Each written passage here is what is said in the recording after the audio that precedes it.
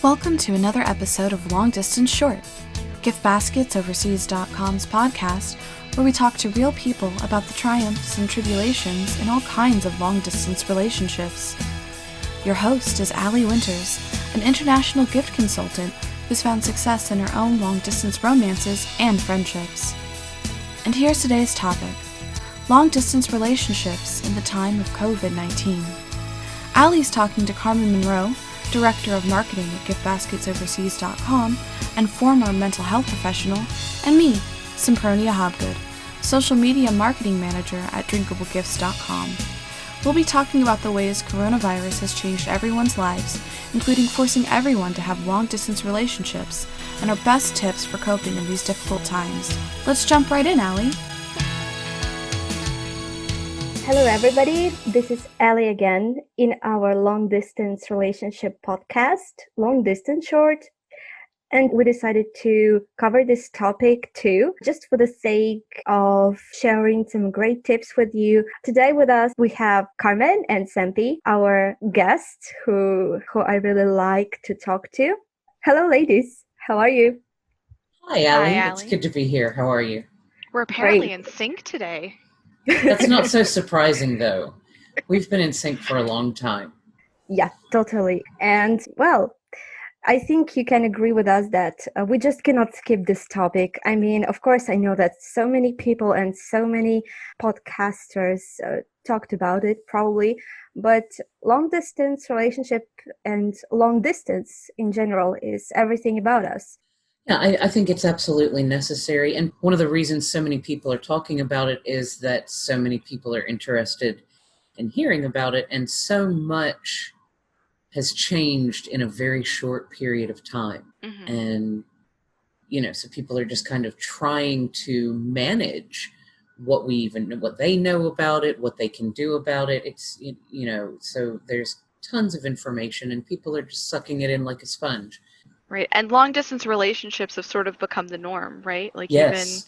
even with, I think just about every country now is practicing some form of social distancing as a response to this. So even people who were used to seeing each other daily, at the office, at the coffee shop, whatever, that's not happening anymore. And for people who haven't done this before, it's become a real shock. And who could imagine that this would happen? People who are in the know realize that pandemics happen regularly, but most of the time they are for diseases that we know more about. But from that, they could and did, in fact, deduce that eventually, at some point, you couldn't say exactly when, a new one would come around. And that's what we've got here, a new one that no one has immunity to. And now that everybody has some form of long distance relationship by necessity, it's a really good time to accept that they're real. These internet relationships are actually really relationships and learn how to cope with some of the very obvious and not so obvious differences between, distance relationships versus being able to see each other in person. That changes the dynamic and the feeling of it a little bit, but some of the tips and things to help people adjust, I think, will remain the same. So how do you personally manage that? What are your tips? It's really one of the hardest things to figure out about dealing with sort of forced isolation and relationships within that is that there's not a cookie cutter standard for everybody, right?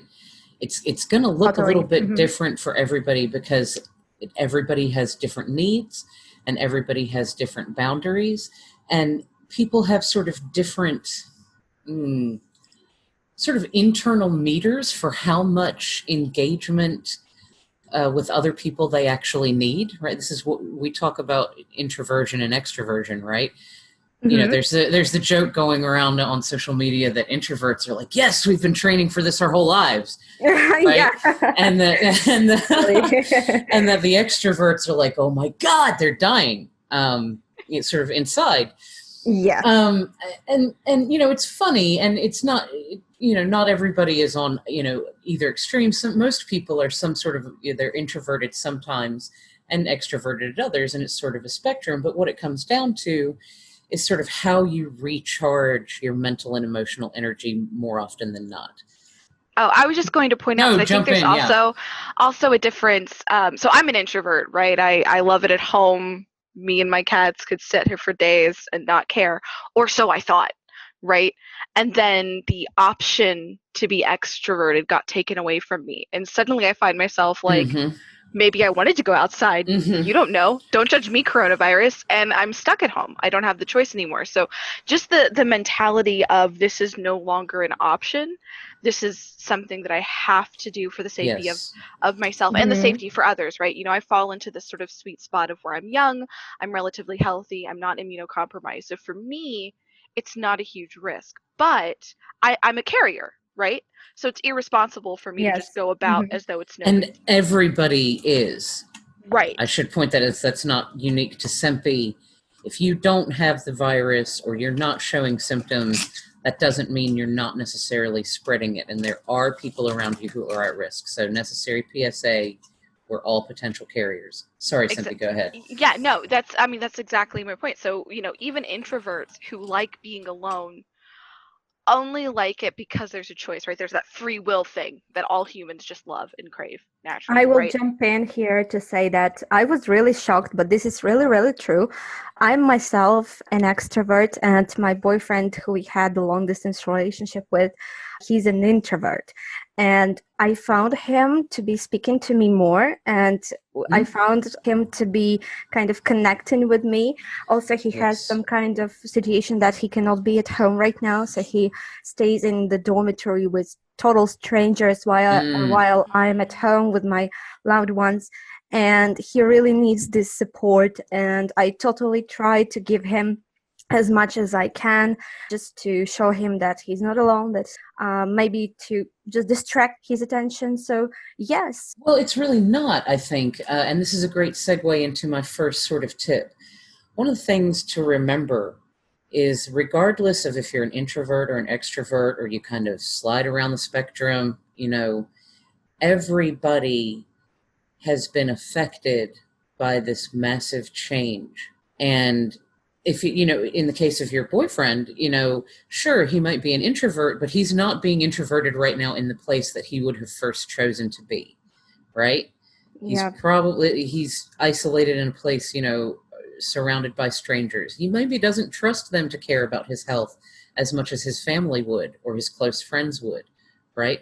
And there are plenty of other students and other people in situations like that. There are people in, you know, nursing care homes who I'm sure would prefer to be at home rather than a senior facility, right? And any number of situations like that. So my first tip is for everybody to try to remember, but not dwell on, the sort of underlying tragedy that's happening right now. There are a whole lot of people grieving a whole lot of different things.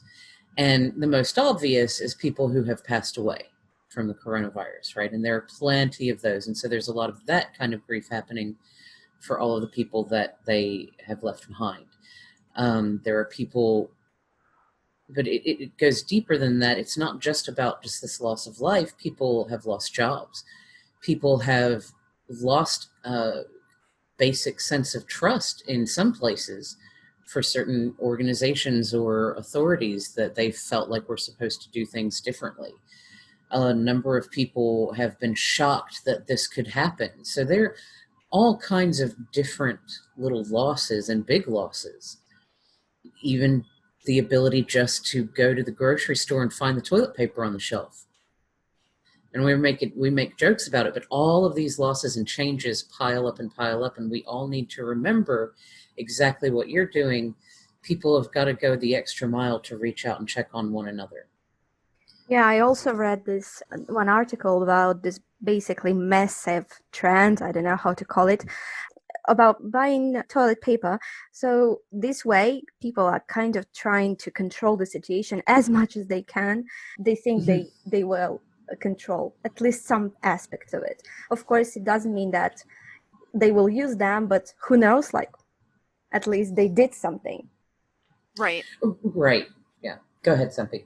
Oh, I was just going to say, I mean, that's for most people, and I rather, I would like to think that for most people, hoarding of toilet paper and hoarding of supplies is not done out of greed. It's done out of a No. comfort response to make Yes. them feel better, to exercise the one power that they have over this. Because you can't fight a virus, right? Not in any traditional, tangible sense that we are used to, right? We have this fight or flight response, but how do you fight or flee from a virus? You really can't. Well, and think about it almost literally, and people aren't like very consciously thinking about it, I think, but it's like almost literally, I'm going to cover my family's ass. Right? Metaphorically. And literally. And yes, both. It's very strongly symbolic, and you notice also it's a response to cleanliness. This virus is coming around and people don't want to be dirty. All of this stuff might be happening outside, but by God, we're going to be able to wipe our butts. I have to say that as an OCD person, I feel like people are feeling the panic I felt my whole life, right? So I have this odd sort of, as anxious as I am over it, and as much as I've done, extra cleaning and whatnot just for myself, I'm also, I've had friends come to me and tell me, this is the first time we've ever understood you, right? This is the first time that being dirty has been a threat. And so as sad and depressing as this has been, and I think really this has formed extra empathy.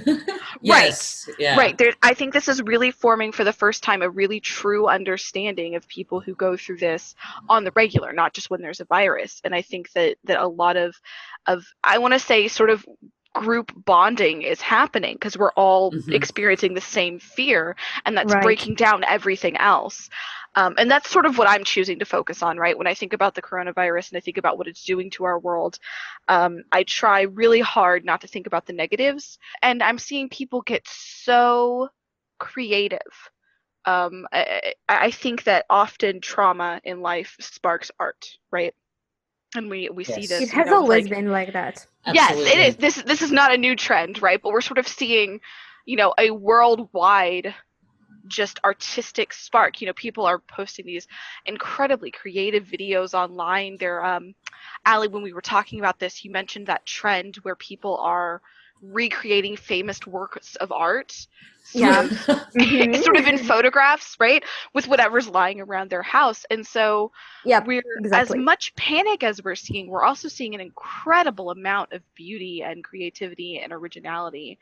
And I think thankfully this is happening during the time of the internet, where we can share all of that safely and sort of bring each other joy that way. I think it's really interesting too. Among these trends, one of the first things I started seeing was museums all over the world offering virtual online tours, and then immediately afterward, and then immediately afterwards, we get these, recreate these classic images in your house. And I think the two must be directly related. People got through their next Netflix, right? And we're like, well, hell, I'll go check out this museum thing. It's all over my Facebook, right? And people are getting creative. And this discussion leads me to tips number 2 and number 3. Number 2 is look for that positive side, like Sempi mentioned. And it's really easy to get overwhelmed with that. Podcast. It's so heartwarming and it's so nice. I really recommend it.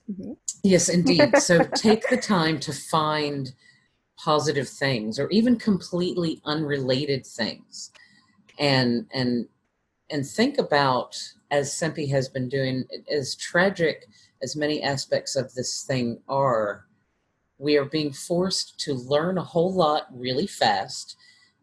Researchers who are on this virus have done, we will know more about it after this is all over and people are able to look back and process everything that's been done. But scientists around the world have come together on this thing like they never have before. They're crowdsourcing everything they know together in these great big databases, and there are people trying all sorts of things to find out the best ways to fight this thing. And that in and of itself is amazing, the way that these people are pulling together to control and stop and treat this virus. But like Cynthia said, also the creativity and the art and the sharing and the reaching out, that is really positive stuff. And things like reduction of pollution. Obviously we aren't going to just stay inside forever and ever, but I think we're proving that we can do a lot of things differently and potentially better, because now we kind of have to. Each of us can. Yeah, at an individual level and also at larger structural levels. This can change the world for the better. And amidst all the tragedy, one of the ways to cope with it is to figure out how to make sure that it does that. How to make sure that what we learn from this is carried forward, and that we act on it in a responsible way, and that we remember all of these lessons. That's how we'll make a silver lining. And now, a few words for our sponsors. It's never been easier to send family and friends their favorite drink or a new cocktail, no matter where they are in the world. With beer, wine, and liquor delivery to more than 175 countries, DrinkableGifts.com is ready to help you send a toast around the globe.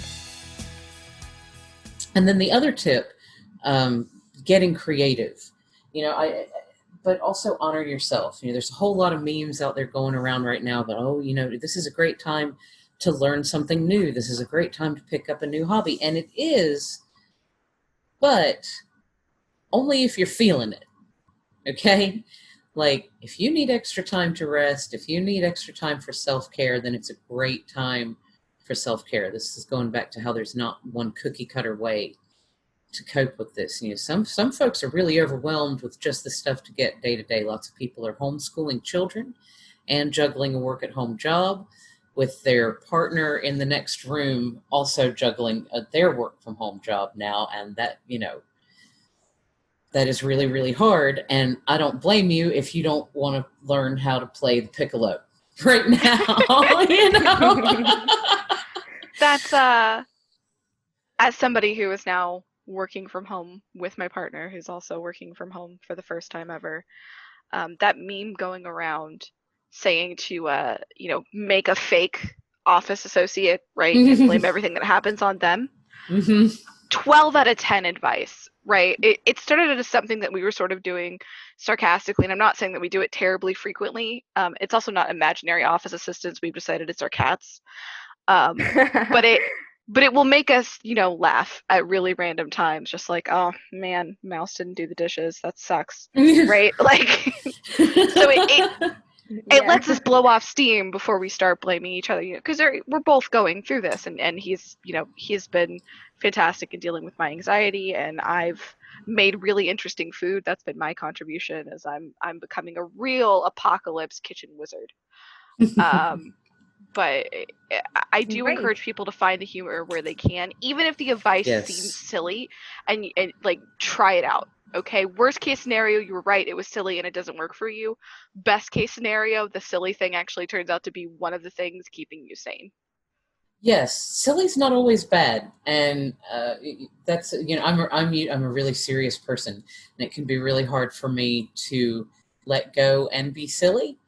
But as I've gotten older, and particularly now, silliness isn't a bad thing. Invite some silliness into your life, whether it's, with a shared joke with the people that you're crammed together in social isolation with. Social isolation. Or whether it's, a comedy that you wouldn't normally watch, but that right now might just be exactly the mindlessness that you need to let your brain take a breather. I'm playing a silly little video game. It's just the silliest little video game. It's called Slime Rancher. Really? Slime Rancher? Slime Rancher, yes. And exactly, it's silly. The concept is completely silly, exactly. But it's got really nice, relaxing music. It's a really low pressure game. There are challenges, but you don't really die over and over and over again. So it's just a cute little game, right? And it's something that I'm doing to take my mind off of things. Occasionally I have my little slime ranch, and it's pretty, it's bright, it's silly, it's cute. And so, for me, it's Slime Rancher. For you, it might be something else, but invite a little silliness in, laugh when you can, as often as you can.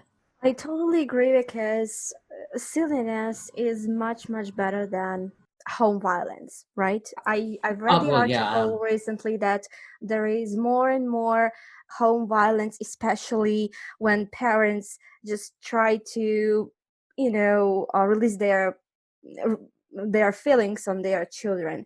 And of course, there's a lot of home violence between the two partners, which is really, really bad. And sometimes it ends in divorces. And we probably worse, heard about this divorces rate, which just, went terribly up in China. So having fun and having a little bit of silliness is much, much better than this. Absolutely. And it's important to remember cabin fever is a it's really a thing. When we get crammed up in a small space with one another and we can't change up the routine or have our own space to decompress privately, whatever issues we had going into the situation can really get magnified. And if we don't learn new coping skills, it's like a pressure cooker. And eventually you have to let off some steam. People who are prone to abusive things can be very, very dangerous. If you or someone you know is dealing with domestic violence, you are not alone and there is help. Please call the National Domestic Violence Hotline at 1-800-799-7233. They speak more than 200 languages and are available to listen and help 24 hours a day. That number again is 1-800-799-7233. But going back to, letting off steam, it's not just about silliness and diffusing situations. If you find yourself in that kind of situation, make sure that there's someone outside of the home that you're reaching out to on a regular basis and that you're honest with about the situation if it's escalating. And try to find ways to diffuse and distance and change behaviors so that people have space that they need. Social distance doesn't necessarily mean that you have to stay in your four walls all the time. And even if you're prone to be sedentary, it's a really good time to learn to have a walk around the block. It's a really good time to maybe start a garden outside. Even if all you have is like a little apartment or porch, do a container garden or something that'll take you outside of your normal four walls, that get a little fresh air, have some place to go when things are kind of getting heated. Anything to stave off that cabin fever, and try to remember that everybody else stuck is probably also dealing with cabin fever. Yeah. And try to be as forgiving as possible, especially when tensions start getting high. Yeah, it's really important to talk about. And it is, and I think to help prevent that kind of, I'm not used to being cooped up and I'm not used to being cooped up with this person all the time reaction, may be important to talk about other ways to prevent that. How to feel like you're getting alone time, even if you're stuck in a house with 3 kids, a dog, and your husband, right? Right. For me, it's 3 cats and a partner, right? But for me, my partner and I both have noise canceling headphones, Mm-hmm. right? So we, we'll go to our respective offices, which we have set up in different rooms, which helps, gives us sort of the feeling of being alone. But also I personally will turn on my headphones, right? And just listen to sort of my music of choice. Lately, I've been listening to not my music of choice. Lately, I've been listening to just whatever is currently trending on Spotify. only because I just want something new. And that helps me feel like I've got some distance and I've got some personal space while also giving me something new for my brain. Even if I'm just sitting there going, what the fuck about the song the entire time I'm listening to it, that's still a new intellectual stimulus that helps keep me from sort of diving into the same kind of rut. Um, One of my friends has decided that they are going to learn how to sew. They're like ex-military, super butch person, and they're like, you know what? I'm gonna learn how to sew. Nice. Why? Because I have no idea how, and this should at least take me a month, right? And so they are like posting pictures about it on their Snapchat, and talking to their friends about it, and like they've connected with a sewing community on Facebook that's sort of local to them. And so like now they've got like a whole bunch of like sweet little old grandmas that are like, oh, it's so cute that you sew now. And so people are I think being more open to trying new things because Yes. it's what's helping them get the stimulus that they aren't getting from being able to just go out and see new things, if And that that's makes another sense. great tip. As for the learning of a thing, if there's something that you've always kind of wanted to learn, but you've never really had the time for it, if you can, go ahead and pick it up and find a community for it. I promise you can. I don't know. I don't care what it is. Go on Facebook, go on Twitter, go on your favorite social media of choice. Find the community for it and start building your long distance friendships. If And you don't you will, like it, you can give up in anytime. yeah, like don't go all in on a hobby that you might not like. Get your starter stuff. Like get you a starter kit or whatever that is for the thing that you want to learn to do, right? But the more important thing is to find that community and start nurturing some friendships within it. What you will find invariably in all of these kinds of communities is that there are people who want to share what they know, and people who are very good at showing you and teaching you, and who have all sorts of advice for the thing that you want to do. And when you accomplish the thing, they'll be there cheering you on, and you'll find that you have genuine friendships and a thing that you learned. And that's really important for a time like this. Right. Building up that social network and building additional connections, new connections, in a different way. And when you do these calls, right? Mix it up. Like sometimes go on just voice because you can't be bothered to get out of your PJs and your hair's a train wreck and you don't know what hairbrushes are, and right. But occasionally like get fancy for a Skype call. Like it doesn't have to be for a date, right? You Yeah, can do it just to get on your Twitch stream or just to take some fun Snapchat pictures, whatever, right? But being able Yeah. to see other people on occasion, as often as you personally want it, right? Me, I'm cool with like once a month, but other people, your mileage may vary. You may want to see people more often. Go ahead and do it. You don't need to be going outside to have an excuse to get dressed up. I sort of gave myself permission for this last week where I was like, I'm sad. I have no reason to wear makeup. And I had this moment of, why the fuck do I need reason to wear makeup? And so I just put it exactly. on and walked Yeah. around my house. You have makeup. Right? But it was You are like, the art. exactly, right? You go ahead and you paint on yourself. Do weird makeup too. So I did the normal makeup, right? I did like the normal, I'm gonna look good. I did, a Twitch stream. I chatted with some friends while I was looking my best. And then when it was done, I was like, what if I did war paint, right? So I just did really I'm weird face loving your painting. blue your blue period going on. I see so many people. I've gotten so many people ask me for advice on how to dye hair since I've been doing it for 12 years now to myself. And they're like, Sempi, how do you dye your hair at home? So like I've I so many people who I thought would never dye their hair, would never do anything weird, or like, I have a green streak now, or man, I bleached it and totally ruined it.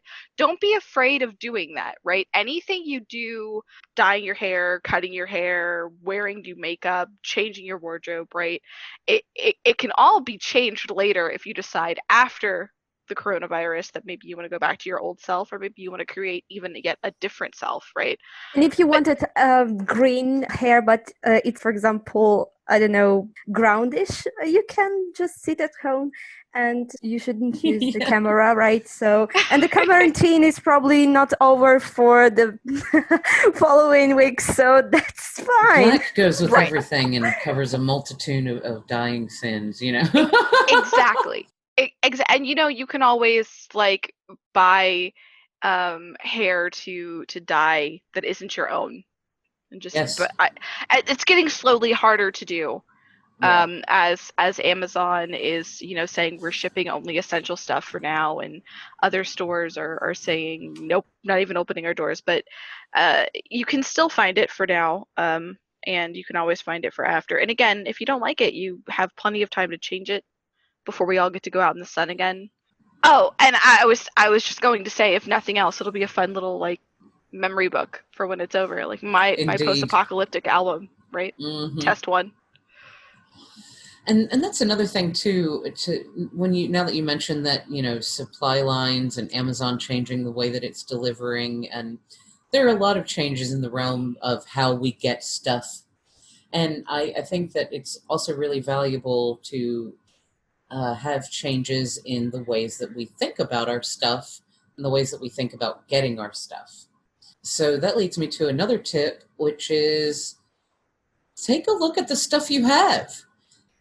Especially if you've got like closets full of junk, or hobbies that you started before but kind of just set to the side, repurpose things that you have that you haven't used in a long time. Finish stuff that you began but set aside. Organize your closet. Just kind of see what you already have before you go buying, or anything like that. Just whatever you can do not to have to place an order, or to wait a little longer to place an order. Yeah, and I've remembered this golden tip. 3 R's, right? Oh, reuse, reduce, recycle. Recycle, yeah, exactly. And those are all ways to keep yourself occupied in what can really feel like some strange stretches of time. And then, bringing it back around to, the idea of distance relationships, because while you're doing all of whatever it is that you're choosing to do, it's all coming back around to making sure to reach out to friends and family and colleagues, probably online, with video chats and voice chats and maybe community friends or whatever. So then you have stuff to talk about with them, right? Well, I went and organized my entire closet and I found blah, blah, blah, blah, blah, blah, blah.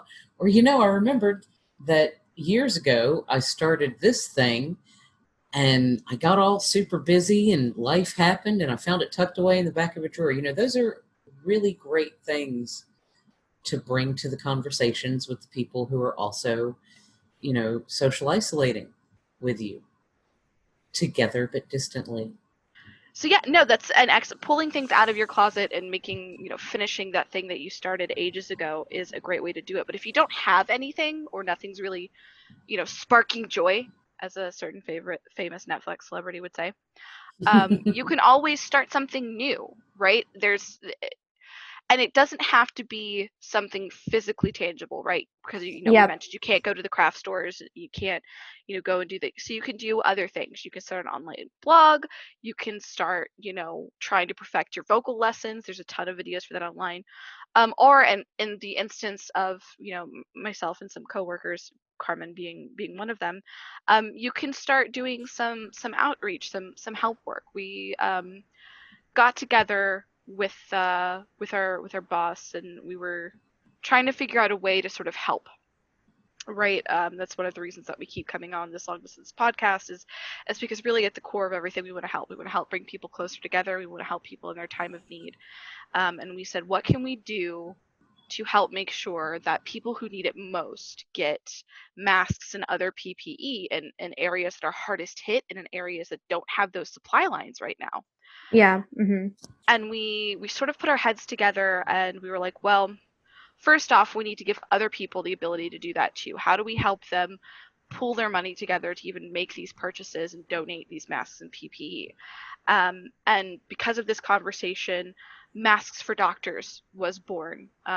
You can check us out at www.maskfordoctors.org, or find us on Facebook and Instagram at Masks for Doctors. And essentially what we've been doing is spending a lot of our time and our downtime helping with that, helping track down the people that do still have these supplies and vetting them, right, for FDA regulations or whether or not they're able to give any sort of protection, and then also tracking down people sort of in the New England area, so like New Jersey, New York, that region, Connecticut.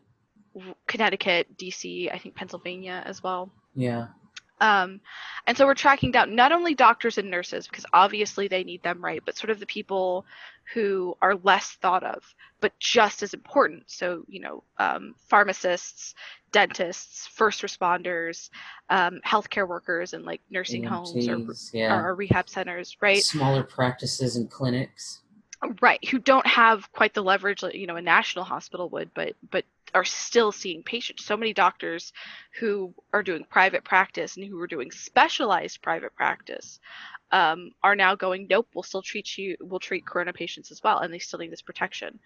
And by doing that, I've found that not only have Carmen and I both made a lot of new connections, but we've found a really productive way to use our time in a way that makes me feel better and kind of puts everything into perspective for me personally. I can't speak for how Carmen feels, but at the end of the day, when I'm done doing this, when I'm done doing a social media blast or reaching out to people who want to help either donate or help, transport these items, because obviously USPS and things are incredibly backed up, so we're transporting a lot of things by hand as safely as possible.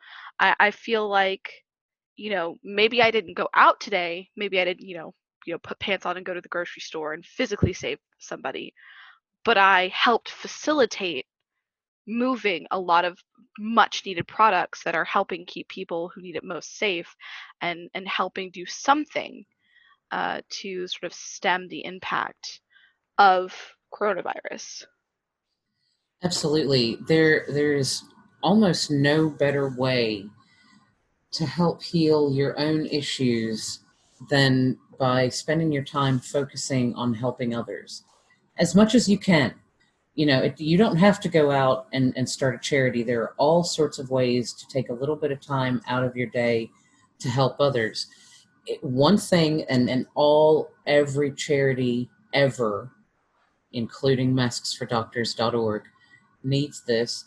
Pick a charity that you really feel passionate about and give your voice to its cause. If you have, your Facebook page, if you do Facebook, probably has a couple hundred or maybe even a few thousand people on it. Sharing your charity of choice and spreading their word and asking people to donate is as valuable, if not more so.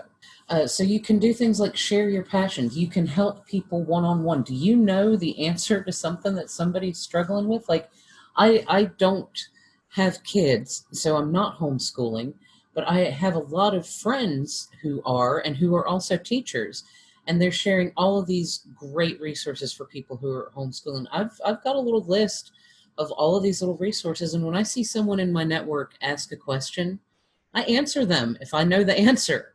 If I can send them to something that they need, it seems like a little thing, but now is the kind of time where the little things add up to something bigger. Mm-hmm. It adds up to us helping each other out in just these little ways, taking a moment to help someone out with something, anything. If you can help, and you see an opportunity to do it, do it. Put your stuff to the side for a minute. You can create your own moments, right? You don't have to wait for somebody to ask. If you're a fantastic baker and you know how to put together an hour-long bread loaf with no yeast because people can't get it right now, make that video, put it on your Facebook, and wait for it to get shared. Put it on YouTube. People are searching for that kind of thing right now. People are searching for, how do I play guitar? Because they're just sitting at home with that guitar they bought 10 years ago, that they never learned to play, going, Yeah. well, I guess I'm gonna now, right? So go ahead and make that introductory video. You can do community outreach, and it doesn't necessarily have to be charity focused. It can be hobby focused. If you speak a second language, right? And Allie, I think you would probably know a few more of these resources than I do, but there are websites and things out there that will connect you to people wanting to learn that language, and Yeah. you can volunteer your time and do that, right? There are ways to improve the world that can be fun and engaging for you and aren't necessarily traditionally charity focused. But I do still think that's very much an act of charity. Sharing knowledge and Absolutely. sharing expertise is some of the best gifts that you can give a person. Yes, and I think that the whole world is reconsidering the value of togetherness at this very point of time. Yes. Not even more, the definition of togetherness. What does being together mean? What does intimacy on all sorts of levels mean when it's difficult to touch each other safely, unless we're isolated with each other, right? How do we bring people close emotionally, and how do we balance the time that we need to do that with, responsibilities that are also changing? Yeah, one thing that I see a lot of people sort of very naturally doing is understanding that there is togetherness in this shared tragedy that we face together, and also an obligation to provide hope. Even more than that, as sort of a natural inclination to provide hope. You see people in Italy singing to each other and playing instruments for each other across their balconies. You see people in New York, apparently at 7 p.m. in New York, people come up to their windows and they cheer and clap for like first responders and essential workers, that sort of thing. I don't even know how that sort of thing, but somewhere in Italy, somebody stepped out on their balcony and was like, I'm just going to sing a song to the neighborhood. And other people in Italy said, that is great, we're going to do it too. And they found songs that they all knew and they sang them together, and that's amazing. That is togetherness. Yes. It's also perfectly naturally human in a time like this. This is part of inherently what we are. We have to remember that part even harder, even better at times like this. Right. So to sum up, we have tips. Maybe we can enumerate them one more time as a recap. Honor yourself was definitely one of them, because there's not a cookie cutter way to do this. Invite some silliness in, because we all need a distraction, and silliness is just silly. It's not really bad. If you can laugh, find some humor in the situation, do it. Definitely to make sure to make your own new experiences, be it you're going to learn something new, be it you're going to teach something new, be it you're going to watch a show that you never would have watched before, but you got a lot of free time now. Also, share expertise, right? Share your help. I mean, as much as you can do it to everybody around. Absolutely. Create new networks, either for, friends and family and colleagues that you already have, but that you want to connect with in new ways, or, new communities reaching out, doing something that you're doing as well, and sharing that experience. Yeah. What else did we say? We had a really good list, but we failed to write it down. Listen to this again. That's going to be my last tip. Just replay this. We gave you a lot of information all at once. Don't be afraid to repeat it once, twice, 3 times. Share it. Here. Connect with others and share it, and share the things that you're doing. Laugh, find humor, look for the positive stuff. Don't just focus on the negative. That was definitely one. Yeah. And of course, appreciate this sense of togetherness. Find ways to cope with the cabin fever by creating the illusion of alone space. Be patient with people. Be forgiving of each other, yes. We're all going through a shared trauma right now. Yes. Give a little extra forgiveness. And understand that that's going to last a while. You know, when even when we get a handle on this thing and most people are back out doing normal things and all of that, and, you know, we've got a vaccine sometime next year, I guess, I hope. Exactly. This is not forever, and we all know that. But trauma leaves a long-term situation. Don't just stop being forgiving. Don't just stop being hopeful. Don't forget. This sort of thing has a lasting impact. So we need to continue these practices of enriching ourselves and others and understanding that togetherness is more than just sitting in the same room. We need to try to keep that up even afterwards. Help others. Take the time to help others. That's where we get another plug for www.masksfordoctors.org. We are committed to raising funds to send PPE and protective equipment directly to doctors, nurses, EMTs, first responders who are right there on the front lines fighting the COVID-19 outbreak, and they really desperately need your help. So share, follow us, donate, keep up with us. Help us do that, because that's our way of helping others in this time. And the new thing that we're doing. And if you're bored, maskfordoctors.org has a Twitch at maskfordoctors. Yeah, well, you know, why not? So you'll see myself or Carmen on there playing games or just talking and hanging out. You're not, you know, don't have to donate to get in or anything. Just free entertainment, right? That's what we're sharing. Is us, you know. Yeah, thank you so much, ladies, for sharing this, for our cozy discussion today and conversation. I hope you enjoyed it as much as I did. It's always a really great pleasure to be here. I think we have some great conversations. I enjoy them.